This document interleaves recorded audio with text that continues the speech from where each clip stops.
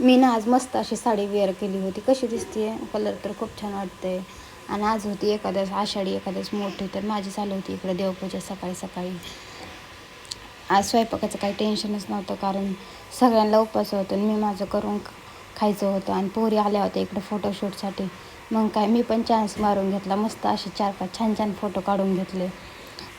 पण फोटो काढता काढता एक प्रॉब्लेम झाली की श्रावणी पण फुटली मूर्ती. मग काय फोटो पण तिथंच थांबले.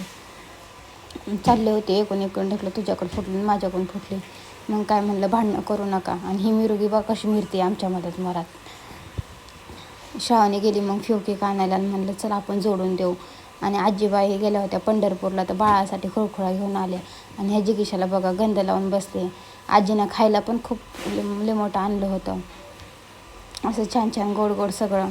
आणि बाळासाठी असं छान 12 गंधाचा डब्बा पण आणला होता दोघी बहिणींसाठी. मला तर खूपच आवडला.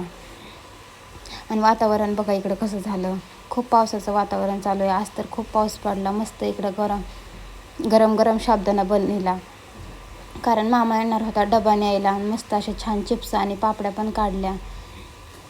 मग काय मामा आला डबा न्यायला, पटकन दिवशी डबा भरला आणि दिला मामाला. तर ही जिगीशा बघा मामा आल्यावर मामा संग लय नाटकं करतील, मला पण बोलती काही पण. आणि मामानं बघा जिगीशाला काय खायला आणलं, मस्त अशी तिळगुळाची पट्टी आणली होती आणि खव्याची पण.